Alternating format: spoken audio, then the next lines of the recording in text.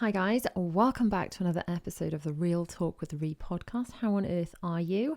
I am older than on the last podcast episode because if you were watching this live, if you're listening to this live, it has just been my birthday weekend.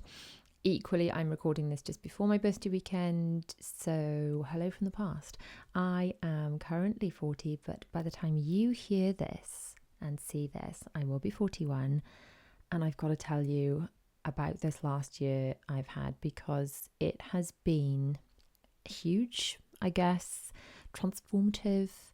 There have been so many changes, and I think I had all these feelings about turning 40, largely because I think I can remember my parents turning 40 when I was a teenager and thinking it was so old. And I don't feel as old as I thought 40 was back then. So I had all these feelings about turning 40. I was pretty okay with it, to be honest, but I knew that other, let's just call them significant adults in my life when I was growing up did not deal with it well. And I can remember them not dealing with it well. So I don't know, I just had feelings about it, not necessarily negative feelings about myself turning 40, but let's just say there were feelings. What I couldn't prepare myself for was what a year it's been, though. There have just, well, I'm just going to have to break it down for you and explain it to you. A couple of these things you will have heard about if you follow me on Instagram or on my main channel, Mummy4UK. You will have seen in vlogs and things. And some of it I've not shared up until this point, and I think now is the time to kind of explain. So here it is. This is 40. And without further ado, this has kind of been my year. So let's just start with some basics of some trips and things we've done, some memorable things, some positives. We started off with a birthday trip to London for my 40th. I did like a mini vlog in London, birthday weekend, went to see Hamilton, absolute bucket list weekend. It was amazing. Loved it. We went to Florida, we did Walt Disney World, we sailed on the Disney Wish, which again was a real bucket list thing because I can remember this ship when it was announced, when it was launched, and they brought out all the concept art and stuff. I think we were planning to go on the Magic at the time, so it must have been about 2021 it was announced. I can remember thinking, wow, I'd love to do that one day, and it was just so amazing to actually do that, especially since Will really wanted to do the Imagineering experience. If you want to see all about that, it's all over on my Disney channel, Mummy of 4 Does Disney.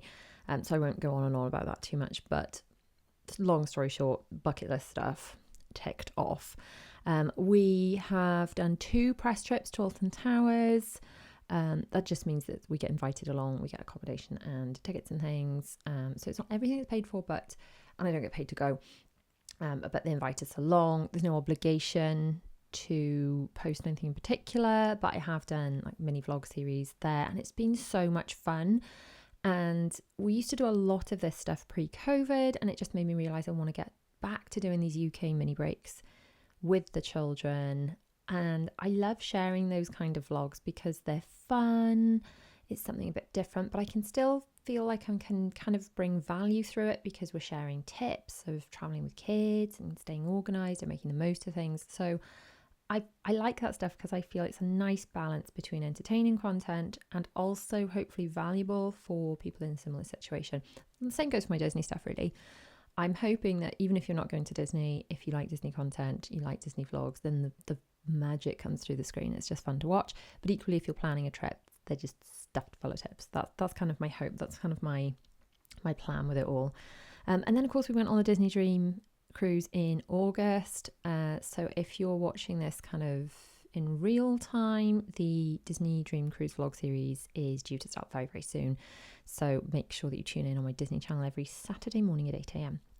for those vlogs starting, I think, is it next weekend? I think if you're watching this live, it's next weekend those are starting. And I've got to say that cruise, that was so special to me. I mean, it was amazing to, be back there, be with family, see it through the children's eyes. But something that was really, really special for me for that cruise was how many of you lovely people came to say hello and thanks so much for the videos, because ultimately I do a lot of talking to myself. I'm right here, right now, recording this podcast. I'm just in my office talking to myself, I'm on my own. And that's fine. I think I've realized that actually I prefer to work like this, and the idea of ever going back to working in a noisy office environment with loads of other people absolutely spins me out. I think I've realized that I'm an extroverted introvert. Is this a realization I've had? It's like I actually quite like being on my own, and it helps me concentrate because I haven't got other people trying to talk to me and stuff. But equally, in certain situations, I love being around people. So it's not like I'm a total introvert, but I'm definitely not a total extrovert, because I get kind of like I need this quiet time as well. But back to why this cruise was so important. I met so many lovely people, and the things that they were saying about, like, we booked this trip because of you, and look, like, people were showing me that their Disney cruise planners that they'd bought from my online shop that had been posted to them direct from the printers, and they were holding them, and it's like, wow, I did that. I excuse me, frog in my throat. It just meant so much that something I'd made had helped them plan their trip, and they loved it. Videos I'd made, because I think it's quite easy, and this kind of thought can be translated to anywhere in life, to forget why we're doing things or forget the impact that we have. And when I'm just sitting here on my own talking to myself, or editing videos of me talking to myself, then it's almost easy to forget that there are real humans on the other side of the screens, watching, listening. And if people are getting value from that, if that helps them, then I can't tell you how much that means to me. It just keeps me going. So as I've been editing those videos, and I just, like, a lot of people I meet, I say, do you want to be in the vlogs? And I get one or two responses. It's either yeah or, oh good God, no. Like, not in a million, never, no. And they are very polarized. It's probably more people saying, oh good God, no thanks, I'm glad we've met you, and thanks for saying hi, and can we do a selfie together, but no, I'm not talking in the vlog. So more people I think are more like, oh no, cringe. I'd panic and freeze. So I'm watching this stuff back, obviously, as I'm editing it, and I'm like reliving it all again, which is lovely. It's just lovely to say relive all the magic. But hearing all the lovely things that were said again, it just means so much. So if you have ever come to say hi and say something nice when you've met us in real life, thank you. If you've ever sent me an email or a DM, or left me a review with kind words, thank you. Left me a comment. I can't reply to every single comment ever left anywhere. I try to do as many as I can, because I know how much they mean to me. But the really lovely ones I screenshot, and I put them in a folder on my phone. And when I'm in a bit of a funk, when I've had to deal with internet trolls or tech breaking, or just wondering, like, what am I doing? Is this helping anyone? What's this for? I look back at those. So if you've ever sent me something really lovely like that, thank you. It is probably in that saved folder, and I can't tell you how much it means to me. So yeah. Okay, moving on to some big old stuff that's happened this year. We kind of broke in with some trips. Let's get into the juicy stuff, shall we? So this year, at age 40, I was diagnosed with ADHD. Sorry, quick drink. Now, this, if you've listened to some of the other podcast episodes, or you've watched my vlogs, has been a journey. So it started a couple of years back, where I did an interview with a friend of mine, Katie, from What Katie Said, on an Instagram live, because she'd been diagnosed with ADHD, and apparently it's really, apparently, like, back at the time, this is me at the time, it's like, oh, apparently that's really difficult to, like, notice in women. I think it'd be really valuable if we did a chat on it together. And I think if you do an Instagram live, does it go on both of yours? I don't know, but we went live on one and shared on the other. And both of our audiences could, like, learn from the information. And during this chat, I agreed with everything she said. And she was like, one sign is this. And I was like, oh my goodness, I do that. Well, another sign is this. Oh my goodness, I used to do that all the time until I put this in place. So I realised a couple of years ago that it's quite likely I have ADHD. And then there's a whole long vlog where I go into the entire in-depth process, which, if you are thinking that you have some signs of ADHD, I'd highly recommend you watching it. It's really long, because I strung together everything I filmed over the space of a couple of years, But you could stop it and come back to it. And I'm aware the irony of making a really long vlog for people with ADHD who have problem with attention. But ultimately you could listen to it and just like walk around the house while you're cleaning or come back to it. So, you know, don't feel you've got to sit and watch the whole thing. But I would suggest watching it because it really takes you through the entire roller coaster of, well, similar to when my children were being assessed, actually, that roller coaster of, oh yeah, I've definitely got this, and then back to, oh my goodness, what if it's all in my head and I get laughed out the doctor's office and I'm just making this up? What if I'm just making this up? And actually, these struggles I thought I had aren't real, they're all in my head. And then it's like, no, I've definitely got this. And then I'm back and forth like ping pong. And then the actual assessment, I think I was expecting a lot more, words that come to mind as song and dance. I think having watched my children's autism assessments, they were so in depth and it was so kind of multifaceted, and there was this toy and this, and then they looked at this, and then they were watching for eye contact, and there were so many different criteria that they observed. And I mean, there are two major differences here. One is the kind of autism, not ADHD, so it's a totally different thing, under the same neurodivergent spectrum, I guess, but a totally different thing. And the ones I'd observed were for children, not adults. So I would be fascinated to just know more about what is in an adult autism assessment to compare to how different it is for the children's ones, because my children have all been assessed under the age of 18. So I can only say what that's all about. So just out of pure curiosity, if anyone has ever had an autism assessment as an adult, that would probably be an interesting topic to cover on the podcast, actually. Perhaps I could get someone on the podcast as a little guest to talk through that. Incidentally, I was screened for autism during the whole ADHD process, because I had a lot of people saying, like, did they look at both? Have you and like, I didn't even qualify for an assessment for autism because the signs I showed were just so negligible. There were various scores and things, and basically the conclusion was, no, I don't have autism, I don't need an assessment. But I still think it would be fascinating because of the community we have here on the podcast of neurodivergent families to learn about what an autism assessment consists of as an adult. So if you or anyone you know, any creators you know perhaps have had an assessment as an adult, please do get in touch, and perhaps we'll do a little podcast episode about that. Now, if you're watching on YouTube, obviously you can just comment below. Super duper easy. There is a new button apparently if you're listening on the podcast. Apparently there's something like click here to send me a message. I don't know how that works because I literally turned that on before recording this. So try it. Try it for me, because I don't even know where those messages go. We'll have to find out. So click it and hopefully I'll find it and respond to you.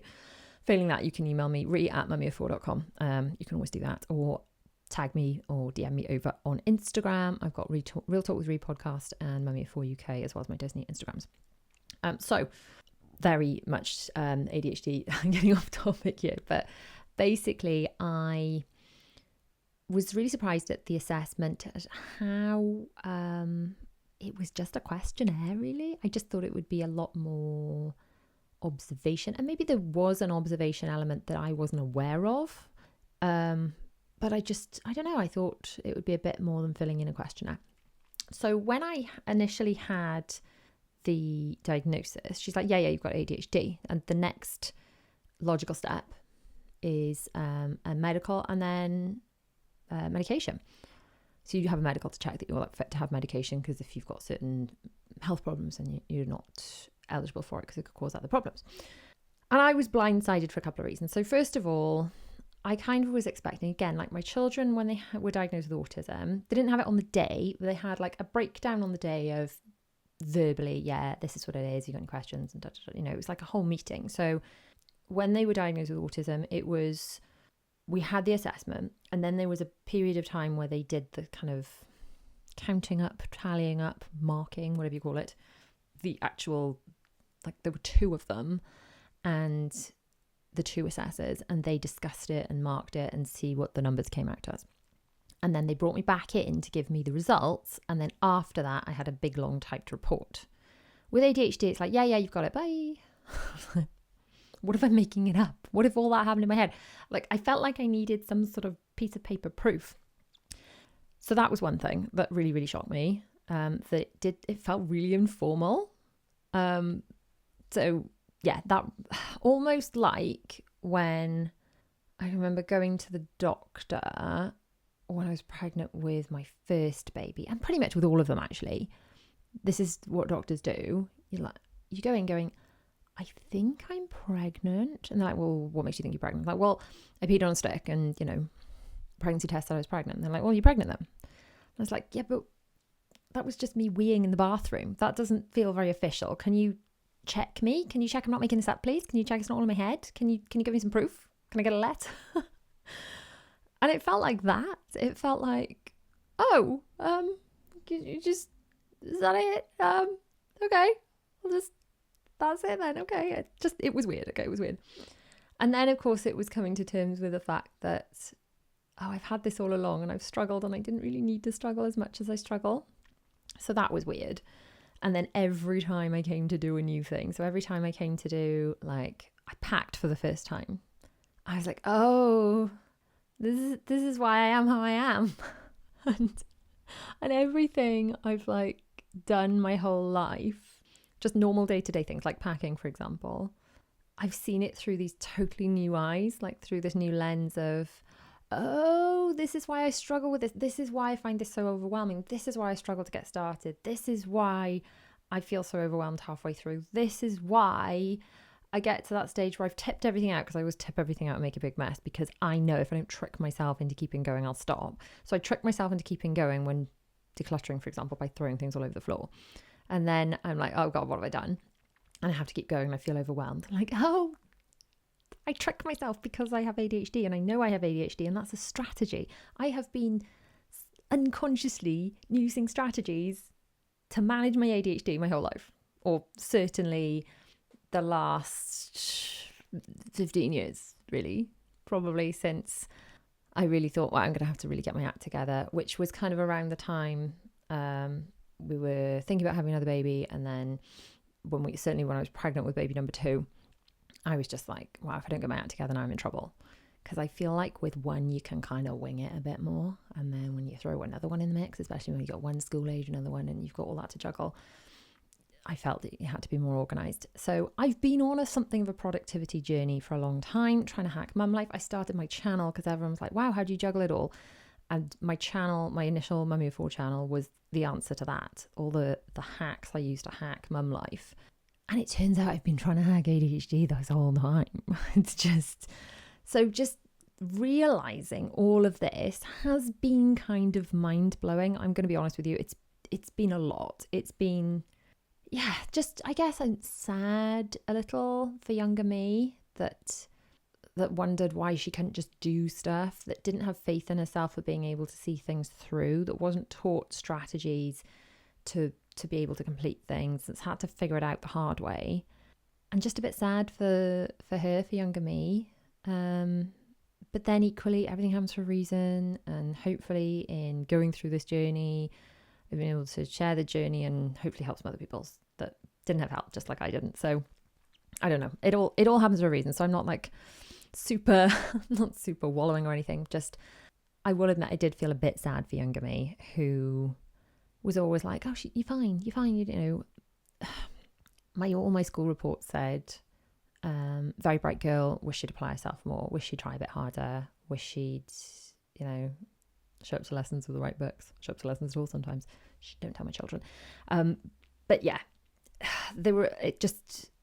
it made me reflect. That diagnosis made me reflect so much on things I haven't thought about for years, as well as every time I go to do something that I've done for the first time since being diagnosed, I'm like, oh, I get it now. This is why I struggle with this. This is why I have to have lists and checklists and planners. This is why I literally designed a planner to fit around my brain.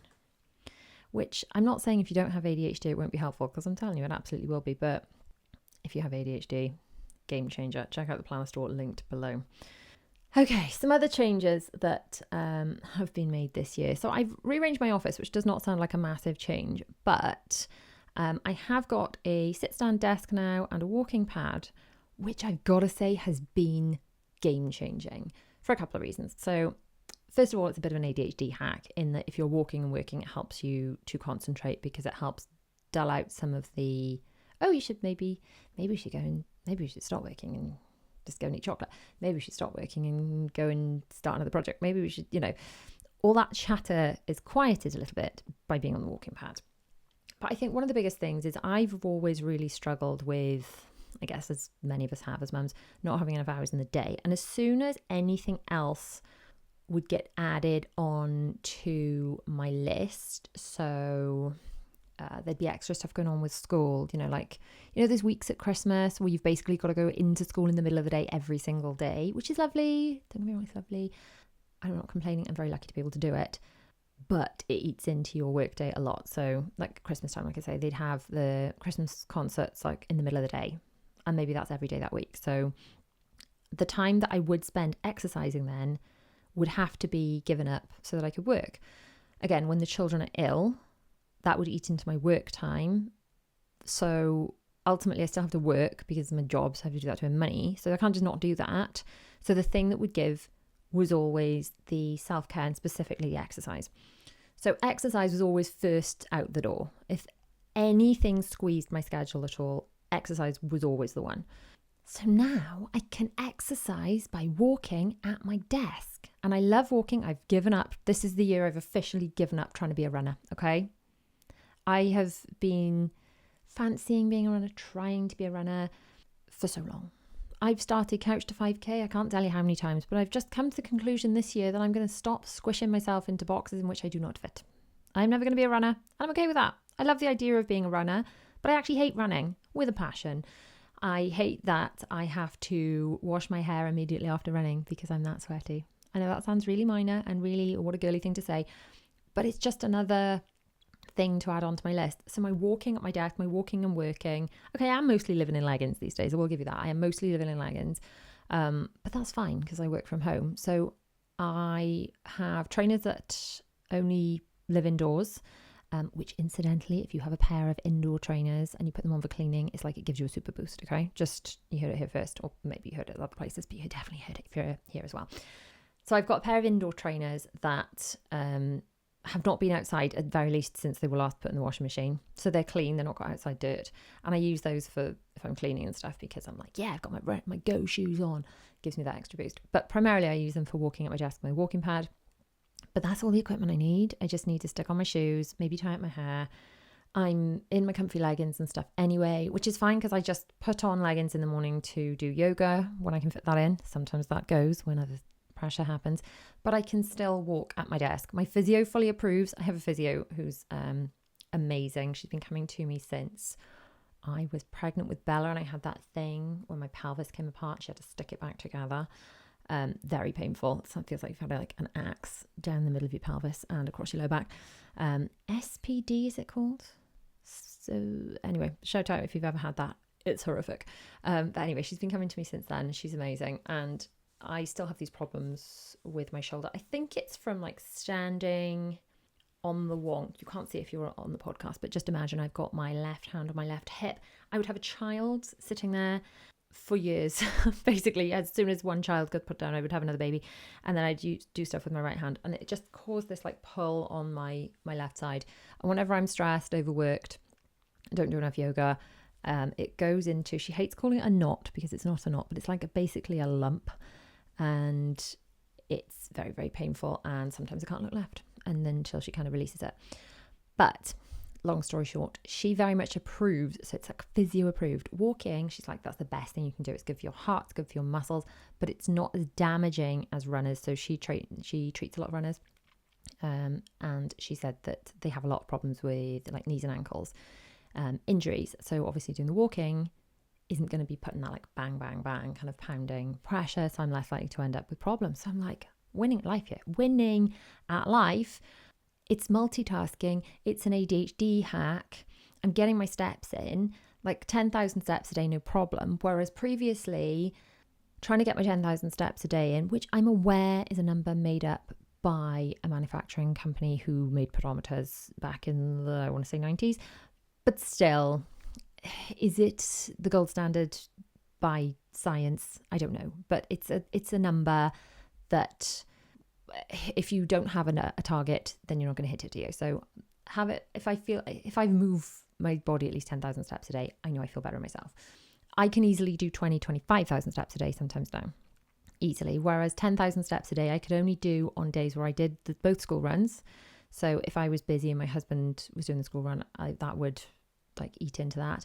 If it was chucking down raining and I was driving rather than walking, it would just be a real struggle to get that in and to just get enough movement into my day. So honestly, the walking paths changed my life for lots of reasons. Something else, can I have another drink, has changed my life since just before my 40th, actually. So if you watch my main channel, you have done for a while, you will know I had some women's problems. I think that's what it's politely called, isn't it? Basically, I had horrifically irregular periods. Brief history of me: I had polycystic ovaries, secondary infertility, so I didn't realise I had problems until trying to conceive baby number 2, and it was only then that I started looking at my cycle and realising I didn't have one. And I only knew about polycystic ovaries because my best friend had it, and I was like, oh my goodness, we're not related, but we've got the exact same thing. Honestly, this like weird twin tuition thing I have with my best friend is odd. We end up having the same stuff happening to us at the same time. She lives a couple of hours away, and we actually got COVID on the same day, even though I hadn't seen her in the whole year. Like, you know, so we clearly didn't get it from each other, is what I'm saying. So I knew about this polycystic ovaries because of her. So I had fertility treatment for babies 2 and 3. Because, as they always tell you, pregnancy is a cure for polycystic ovaries and infertility is not contraception. So baby number 4 was not a surprise, but a miracle. She was a miracle. She was, we were surprised and thrilled to have her, but she was a miracle baby. Anyway, after having baby number 3, I had one period and then I got pregnant with Zara.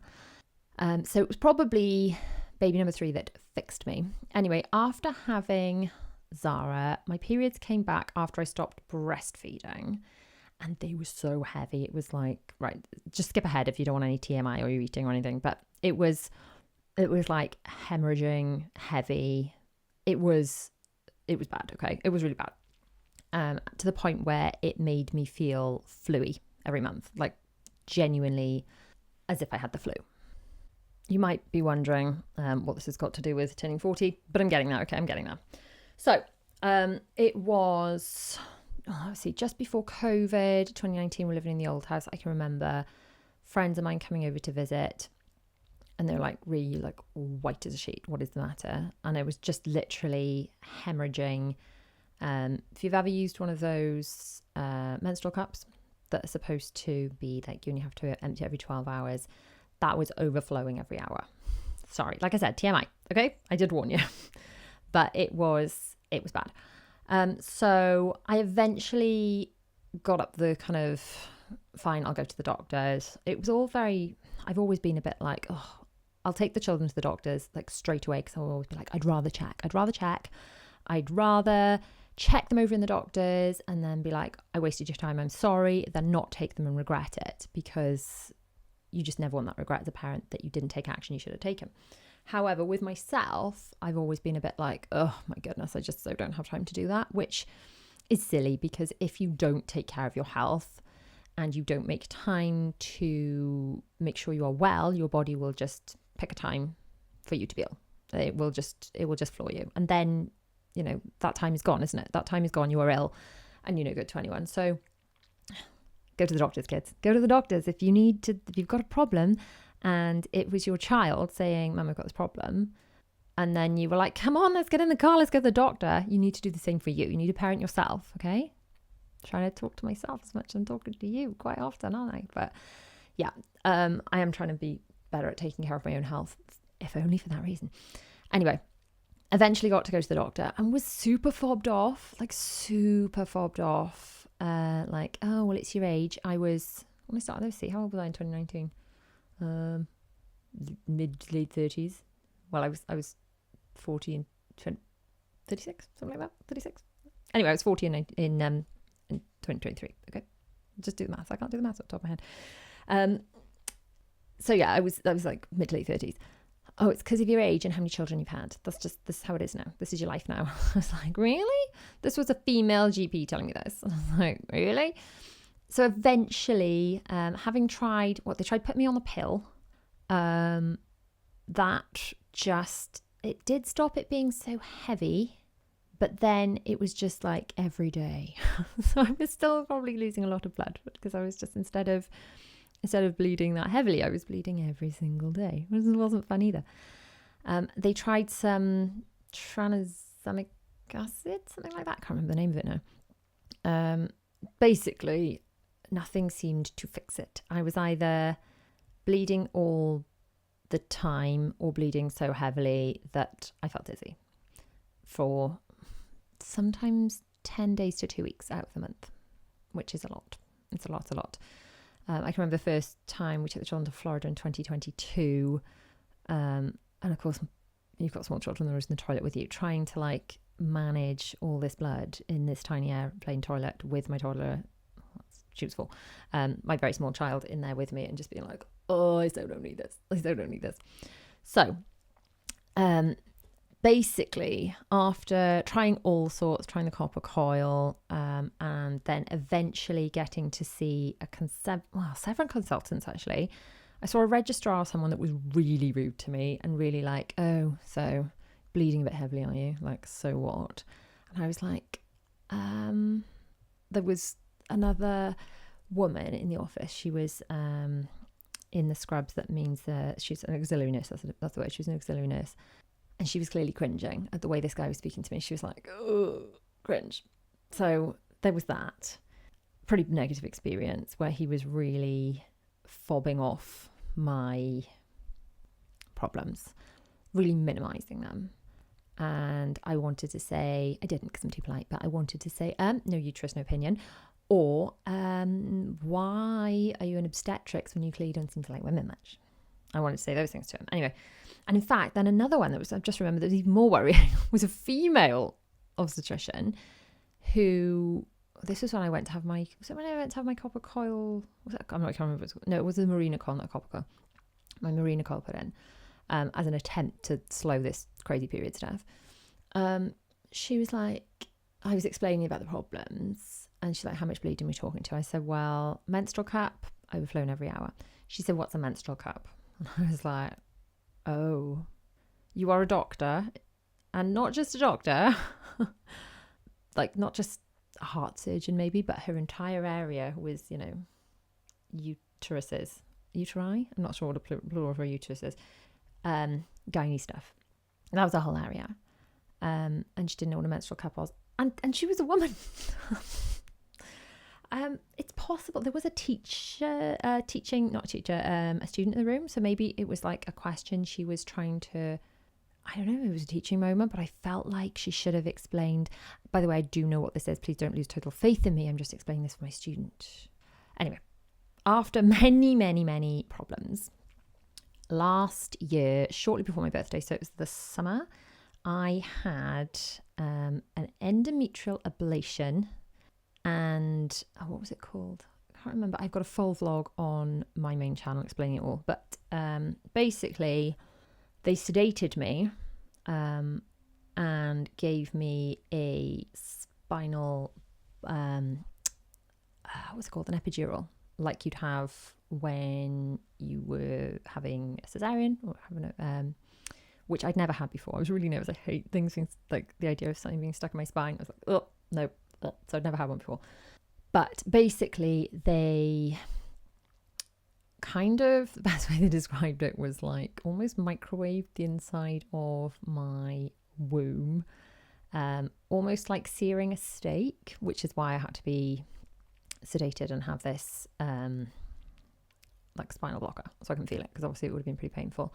But they also kind of shoved a camera up there, had a good look around, and they found what on earth is it called? I should have looked this up again really before talking about it. They found, was it a fibroid maybe? Oh my goodness, I'm so sorry, I can't remember what it was called. Basically, a polyp. It was a polyp. There we go. They found a polyp and they took it out. And apparently this was probably causing a lot of the bleeding. Gotta remember that. If you want some more accurate information, this is why I film things as soon as they happen, when I can remember all the stuff, and then I can just go back to that vlog and or point people in the direction of that vlog for the accurate information, which is why actually if you want to learn about autism assessments, you're better off watching the vlogs I filmed directly after I came out, when I've literally got my list of notes of this is what just happened, because that's super accurate and I don't have to rely on my foggy brain. Anyway, they did this endometrial ablation. So the inside of my uterus was seared like a steak, and they took out this nasty thing that wasn't worrying. They sent it away for biopsy because obviously they need to check it wasn't anything scary or going to cause further health problems and anything with the big C word. Nothing like that. All it was doing was making me bleed ridiculously. So since then, it's a very long-winded way of saying, since then, for the first time at age 40, really my whole life, I had a normal cycle. So I still record my periods and things because I was doing this when I was having all these problems. I still record them in my iPhone. And now my iPhone will be like, I think your period's going to start tomorrow. And then it does. And I've never had that my whole life, like never. And then it to last a normal amount of time and bleed, for me, a tiny amount. I think it's probably a normal amount. I'm using air quotes. It's probably a standard or a typical amount then of bleeding. I think if people were surveyed from the research I've done. But for me, compared to that hemorrhaging level, it's very small and manageable and sort of almost nothing, which is great. So I have been introduced this year to cyclical living, and I'm still very, very new to it as a concept and implementing it, but it's something I'm going to try and do a little bit more and never would have been able to do before. But ultimately, it's looking at the weeks of your cycle. Bear in mind, I've never had a cycle, let alone a 4-week one before. But the week after your period is like spring. So, like the sun's starting to come out, you're starting to feel a bit better after the winter, which was your period. And then your week where you're ovulating, you're at your best, you're looking your best, you're feeling most energized, you're feeling great. And that's your summer. And people that really are into cyclical living, if they are public speakers, that's when they'll book public speaking. That's when they'll book their holidays. That's when they'll book all their, get all their stuff in, and meet up with friends and be like, yeah, do stuff. And then you've got the autumn, which is your luteal phase leading up to period. And then you've got your winter, which is your period. And basically, your energy levels will fluctuate through the month, through that cycle. And this absolutely blew my mind, because I've heard about people be like, I feel a bit gross before my period or whatever. And I just never knew. I don't know. I think when I had polycystic ovaries, when I did have a bleed, it wasn't like a real period anyway. And then when I had this other thing, I just felt grim all the time. So this is the first time at age 40 that I've had anything like a normal cycle, to be able to observe this and to be able to predict how I'm going to be able to be feeling. But then also, so this week, for example, I have felt a bit off, but it's actually been really comforting to know that, hang on, my period's due. This is why I'm feeling like this. And to have that understanding. And I'm trying this year, I'm going to try more as we go into the next year, to be a bit kinder to myself certain times. I should be kind to yourself all the time, but to know when it's probably okay to push yourself. Yeah, push yourself, do those harder workouts and things certain times of the month. So for example, maybe like strength training, HIIT training, that kind of thing would be good for those like summer weeks, when you're ovulating, you've got more energy. And then maybe gas off on that harder going training in that kind of autumn winter section, that kind of lead up to your period, and continue to do like the walking and the yoga, but that's perhaps not the time for like strength training workouts, for example. So I'm kind of still experimenting with this. But if you've never heard of cyclical living before, please look into it. It's something I'm going to try and teach my daughters about. Hopefully they'll have not polycystic ovaries like their mother, and they just have really normal cycles and normal bodies. And from that point of view, and normal, I think if your body works in the way it's supposed to, in that predictable fashion, it's going to be easier, isn't it? Because you haven't got that extra layer of stuff to deal with like irregular periods or heavy periods or whatever. It's just, horrible to have to deal with. And then even if they don't have these regular cycles, at least perhaps they'll have that understanding. Like say, for example, if one of them does have polycystic ovaries, they can have that understanding and that level of perhaps knowing what to access help-wise, because I didn't know at all until I was trying to conceive, and I've not received any help from it since. Whereas I hear about people in America that like have polycystic ovaries and live with it as a condition and get help with it. This has just not been a thing for me, not a thing at all.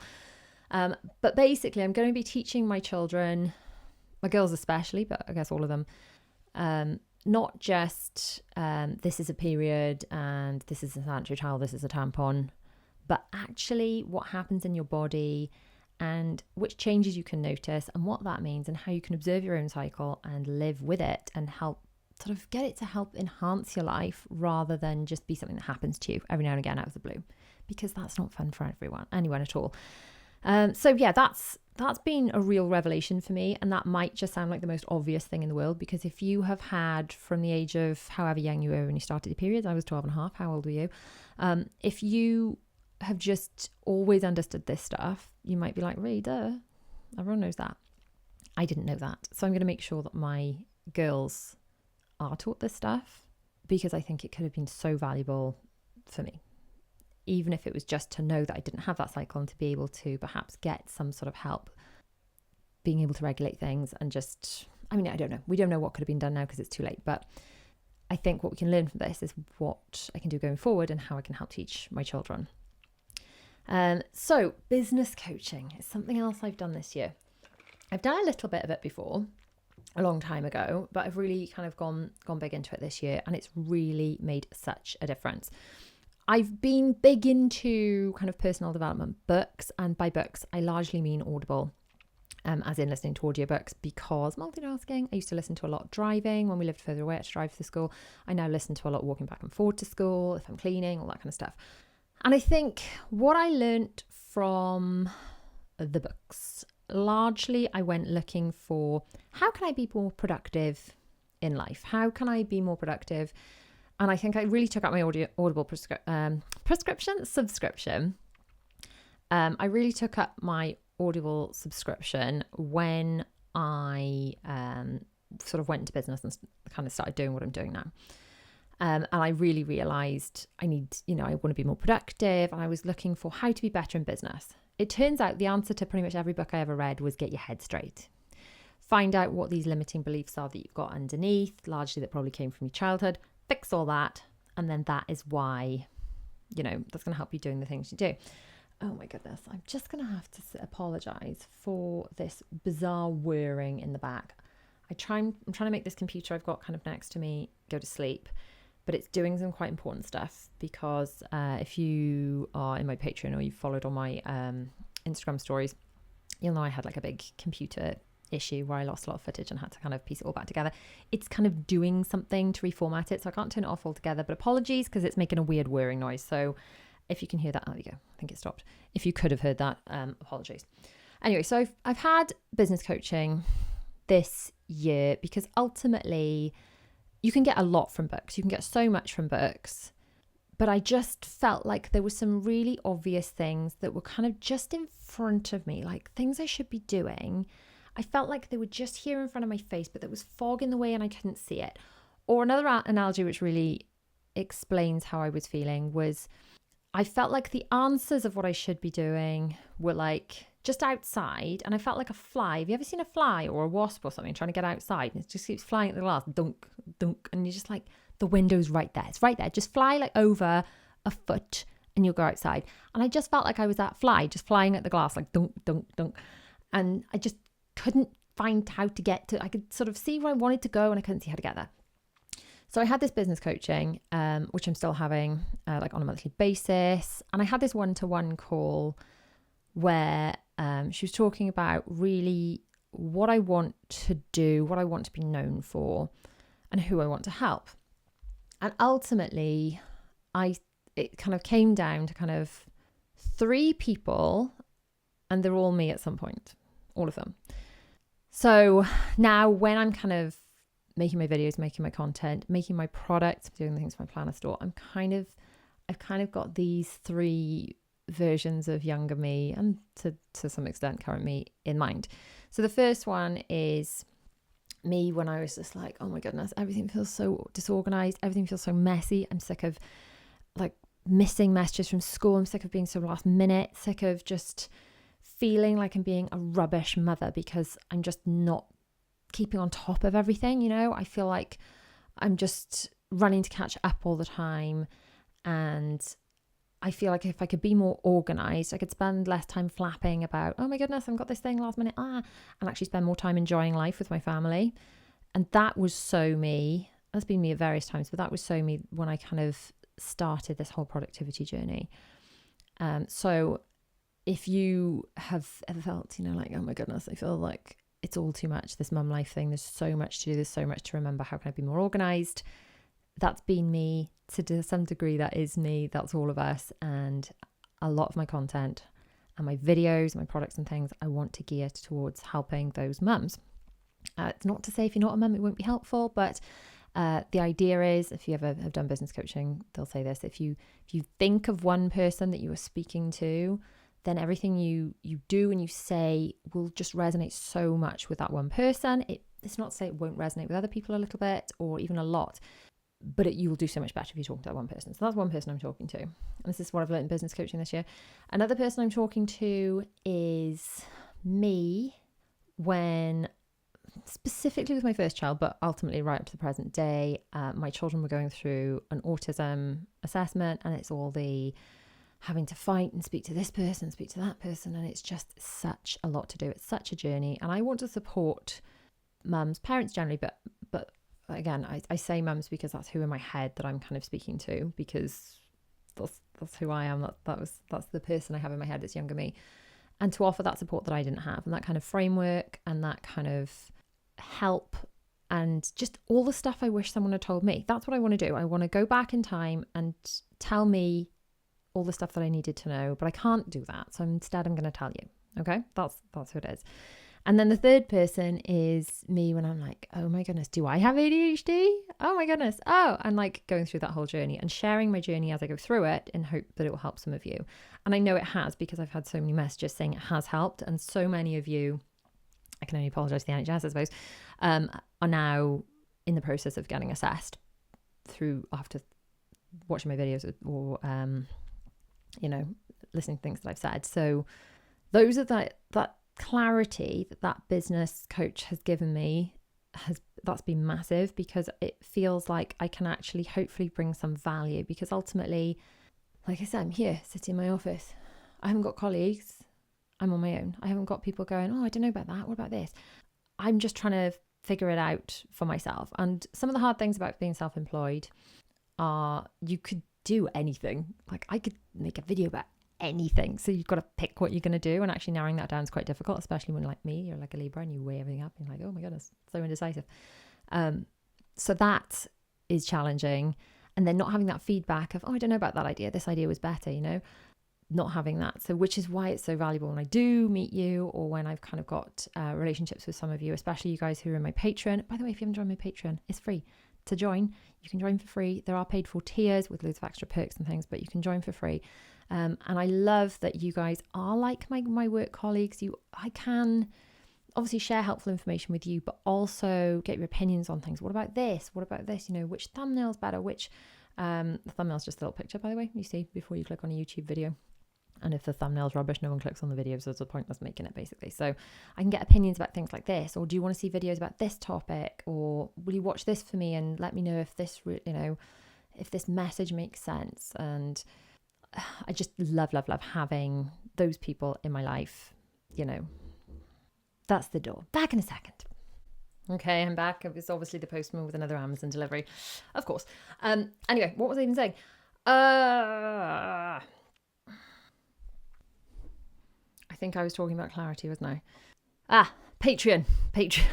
So it means so much to have those people that can kind of feed back to me on ideas, bounce back on what I'm doing, and if it's valuable and if it's helping anyone, because ultimately what I really want to do is help people and share the stuff I had to figure out the hard way, put things in place test things, work things out for myself, and then hopefully that will help some other people too. So something else I've been putting together since doing business coaching, I've totally reworked my Patreon. So it's got the same principle in that you can just hang out in there and just receive like updates and things in the free version. There are early release videos you can see in some of the tiers. And then there are some digital products and things going into the other tiers. So some of the things that you can buy in my planner store. So like if you're watching now, this is a printed version of my planner, but there are so many digital versions that I am putting together. And let me see, I haven't actually done it yet, but by the time you see this, will it be out? No. Do you know what? I think we have to save that for next week, because will it be out? Let me see. Let me look at the diary. Let me look at this. When's this going out? I'm trying to figure out if I can tell you this or if it hasn't been announced yet. Oh, do you know what? Stuff it. You're here. You've made it this way far through the podcast. I'm going to tell you anyway. So I'm putting together organised life binders, okay, full of my printables. And this is where you choose your, like I can send you the link to the folder that I suggest that you get, but you just get your own folder, something pretty or something plain, whatever. And then I've got covers that you can slot in, and then you get these different printables, and we're going to together piece by piece, month by month, add to these organised life binders. And these are all digital printables, so you can fill them out like on an iPad or whatever, or you can just print them out as and when. So you get them once, you can use them forever, which, like, I love a printed planner, it's great. But obviously when that runs out, then, you know, you've got to order another one. And then I've got all the costs that I've got to like add on, which bump up the price of the planners, of the printing and the postage and stuff, which is obviously quite hefty. But the digital products, I can keep the price of those way down inside my planner store, and there are certain tiers within my Patreon that will get them every single month, all the new things I'm bringing out. And I've got so many ideas, and through this business coaching I've been doing, I feel like it's really unlocked so much in my brain.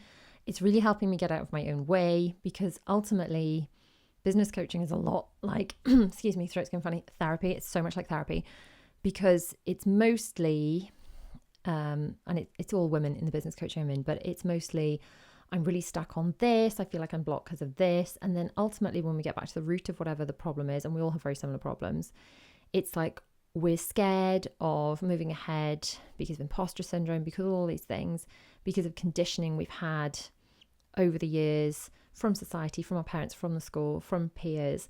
And it's something that happened years ago that's kind of causing us to act or not act, as the case may be, in certain ways now. And it's just been fascinating. I've learned so much about myself, which brings me on to the next thing, actually, which I'm not sure I've discussed this anywhere, but here we go. I did talk about starting therapy last year. So I was doing solo therapy, and my husband was doing he did a block of the same. He did solo therapy as well. And then must have been last year, because I think when we stopped for the summer holidays. Anyway, this year we have done couples therapy as a couple, largely because I think our lives have changed so much since we got together. I mean, I've definitely changed and grown up a lot. I guess he has too, you know, like we're in such a different place. We have all these children. I have this job that I never imagined I'd do. That it's just, we're both in just such different places. We're physically in different place. We live somewhere different. Like, there's very little about our lives that's the same as when we got together. We have different support systems. We've lost family members. We've had family members leave our lives, even though they're not dead. There's just so much has changed. And we made this decision just to kind of do this to see if we can kind of iron out some creases. And honestly, it has been such a game changer. I guess I thought couples therapy, I always thought of it as just sorting out the issues between each other. But ultimately, couples therapy is more like bringing issues to the table and then being like, oh, well, you're behaving that way because of this thing back in your childhood, and you're behaving that way because of something you're triggered with back here. And we're learning so much about ourselves, which then impacts how we are together, to the point where it's been so mind-blowing and game-changing. And I guess I could talk about this for a whole episode, and let me know if you want me to, but it's been so mind-blowing and game-changing that I kind of wish, and I think some religious organizations do this, but I kind of wish that couples were kind of not made to do it. Sounds a bit forceful, but couples did therapy right at the beginning before they run into any problems, when they're just, before they run into any challenges, and then they're given the tools so that when they inevitably run into challenges, they've got the skills and they've done the work. And I feel like therapy is like decluttering. So if you think of your mind as like your home, you keep bringing stuff in and bringing stuff in and bringing stuff in. And every time your child brings home a scrap of paper they drew on from school, and the house is just like bursting at the seams. And then you've got this cupboard that every time like something happens in your life, you just kind of like, oh, just shove it in the cupboard and deal with it later. Shove it in the cupboard, deal with it later. Brush it under the rug and deal with it later. And you end up walking around the house, tripping over the rug because there's so much stuff under the rug. And every time you open the cupboard, everything falls on your head. And this is like in life, when something happens and you don't process it and deal with it, and you just stuff it down, as soon as something else happens, something that's at all similar, it just triggers that and it brings it all flooding back to you. So maybe it's not actually something your spouse has done, but maybe something your spouse says triggers something that happened before, and then you react in a certain way and they don't understand why you're reacting in that certain way. And anyway, it's just been so fascinating to kind of delve into all that, and it's totally changed our relationship, and 1,000,000% for the better. So I can highly recommend therapy, and the best time to do it is not when you're at breaking point. I think our therapist was like, I'm glad that you came to me when you did, because I think a lot of people that go to therapy they've already checked out. They're like, well, we've got to go to therapy to tell the kids we did before we split up. And we were definitely not there. This was definitely more like a maintenance kind of thing, more like a big spring clean. And it's just been so worthwhile. And I heard, is it Carrie Washington, who was in Scandal, one of my favourite shows ever? She's brilliant. She was talking on an interview, and she said she's been in therapy for 16 years or something. And someone said to her, well, the therapist can't be very good if you still have to do it. And she's like, therapy is like going to the gym. Do you think you can go to the gym once and then be done with it? No. So working on yourself and kind of dealing with things, it's like that. It's like perhaps if you are really, really, really unhealthy, as a good, like massive health problems, and you're really not comfortable in your body, and you start going to the gym, you might feel like you've got a lot of work to do. And maybe that's the beginning of therapy. But then the maintenance therapy, the maintenance exercise, the maintenance gym isn't such hard work. There's not so much heavy lifting, but it still perhaps needs to be done. So if you've ever thought maybe we should have couples therapy, or you've never thought about it, but definitely consider it. Like, honestly, it's been game changing. I wish more people would do it. And when my children get older and they want to get married, I'll be like, please do couples therapy right at the beginning as a gift to future you. And you can talk about all the things before they come up. And yes, I know you're telling me you love this person so much right now, and you do. But the best thing you can do if you love that person is to make sure that when issues come up, they don't become big issues. And therapy, honestly, is the best way to do that. Just mind-blowing. If you want me to discuss this in a future episode, I absolutely will. But yeah. So another thing that we have dealt with this year, a little bit of a sad one actually. Someone passed away that I know that is my age and will not see 41. So it's the first bereavement I've had to deal with of a non-elderly person in a long time. So obviously I've lost people within the family, which is awful. Like, it doesn't make it any better, but it's easy to understand, I think. Losing this person who's the same age as me, I don't know what to say really. I'm not going to say too much about it because I don't want to cry right now, and I kind of want to move on and end this episode on a high note. But the bereavement has been it's been odd, and it's come in waves. So if you are going through anything like that, and you think you're fine one day and then something comes out of nowhere, then I think that's pretty standard. But I think what it's made me learn and realise is that you can't cringe away from your birthdays and be like, oh God, I can't believe I'm getting older. Getting older is a privilege.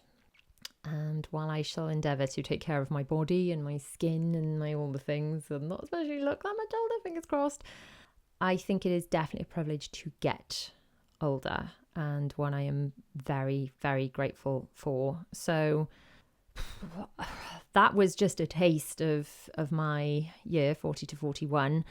And for 41, what am I looking forward to? A lot of things, actually. Getting out of my own way a little bit. So like I said, therapy and business coaching are very similar. There's a lot of mindset work. I'm looking forward to ploughing through a lot more of that so I can get out of my own way, bust through all my limiting beliefs, stop being in my own head so much, and ultimately pushing ahead to kind of where I want to be work-wise, but also having more balance at home, prioritizing self-care a little bit, and realizing that without self-care, I'm just an engine that's going to fail and stop running, and then I can't do all the things I want to do anyway. So self-care is in itself productive. And I think the other thing I want to do is do lots more trips and things. I definitely want to keep doing trips, but also make lots of magical little mini moments at home. When we're away, there's so much magic and it's great. And I'm filming, but not working. So I know I get people going, oh, Rhi, why don't you just put down the camera and get in the moment? I don't feel it spoils being in the moment, and I love that it's captured. And I always had a camera in my hand my whole life before I was even vlogging. So this is not like a new thing. Obviously I film more because it is for work as well. But as soon as I put the camera down, the children are like, Mummy, what are you doing? I want to remember this. Film it. So filming for me isn't a chore. I love it. I love capturing those magical memories. But I do want to make more magic at home. So just small little things. Things we're enjoying at the moment. Watching Strictly with the children on a Saturday night. It's such a joy. I mean, to be honest, I don't even watch the TV much. I mostly watch them. It's a joy.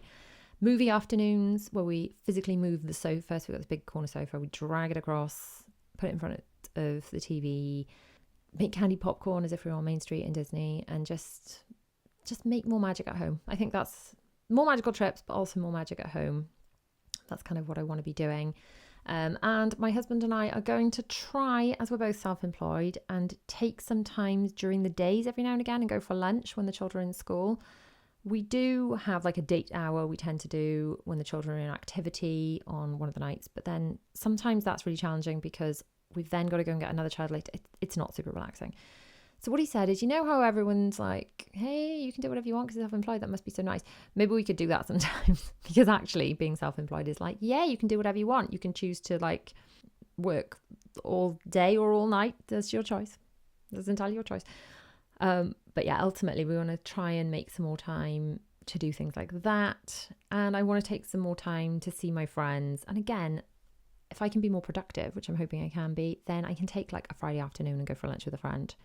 Guilt-free. That would be amazing. I'm going to try and do some more of that in my 41st year. That's the plan.